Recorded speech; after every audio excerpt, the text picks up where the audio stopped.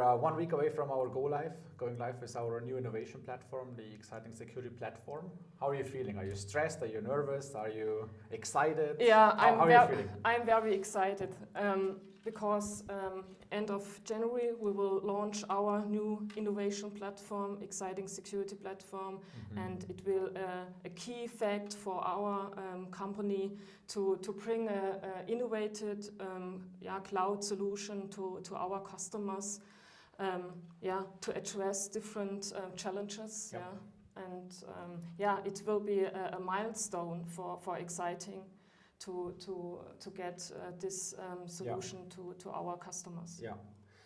Yeah, it's a long-awaited solution, right? We've been working on it for quite a while. It's, we've been developing in the cloud on the SAP Business Technology Platform. So it's a purely cloud-based solution with latest and the latest technology, and we're very excited. So we're really addressing a lot of different customer requirements. When it comes to hybrid landscapes, cloud adaptation.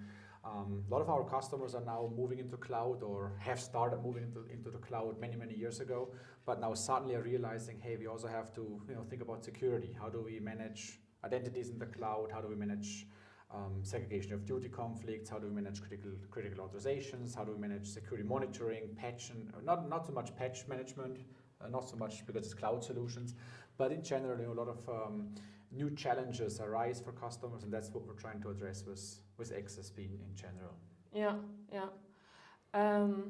Which use cases you will be addressed with the XSP? So XSP is like a modular solution. So it's our innovation platform. A lot of different services are part of XSP. We have 4 core services. They are identity consolidation, license analysis, we have a provisioning framework, and we also have a content portal. What that means is, first and foremost, we have to identify and consolidate identities. Because when we're moving into the cloud, we have different identities, different user IDs. We have to make sure that we can identify one person. When we run risk analysis for SODs, having a part of an SOD in S4 on-prem, another portion in Ariba, for example, we need to know what's the user in each of the system to consolidate and then analyze the one person to see if there's an SOD conflict. So that's one big portion, consolidating identities. Yeah, because you have different local users. Correct. Okay. Correct. And identity consolidation is our core solution, a core service, as we call it. And we need that for risk analysis, as I mentioned, but also when it comes to license analysis. If you do cross-system license analysis, having the ability to centrally analyze multiple systems for user licenses. If users are named differently from, maybe from a legacy perspective, or, we adopted systems through the acquisitions, and we have to be able to consolidate to one user to calculate the license cost. But also when it comes to provisioning, when we assign or create users, we need to know, who is who in which system. So identity consolidation is a core module as part of our XSP solution. Okay, you know that many customers from us has the challenge with the new license measurement from the SAP. Is XSP license analysis our answer to the customer? Hey, you can looking for your license cost and identify costs and so on. Is that the answer? Yes, yes, I would say yes, because there's not everyone knows, but SAP is changing the license model in S/4HANA, so it's now authorization driven. So authorizations assigned to a user, impact the license cost, and therefore we have to analyze. We have to really understand what makes up a classification. Why is a user over licensed? They're using certain functionality, but they're licensed for something more than they don't need.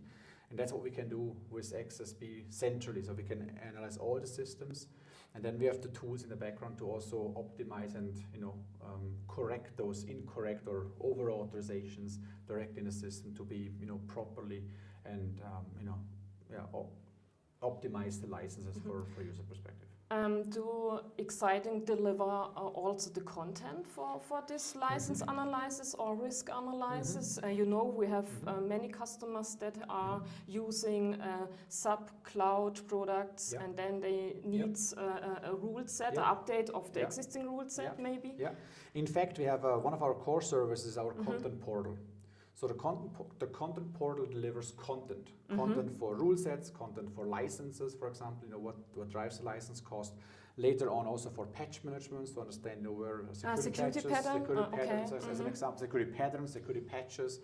And with the content portal, we make sure that the customers always has the up-to-date content, whether that's for a rule set, because SAP decides to implement a new function in Ariba that leads to a conflict. Then we take care of the content, we update the content, the customer will see that and can adopt the new content into his own rule set, whether it's a rule set or it's content for licenses or for patches.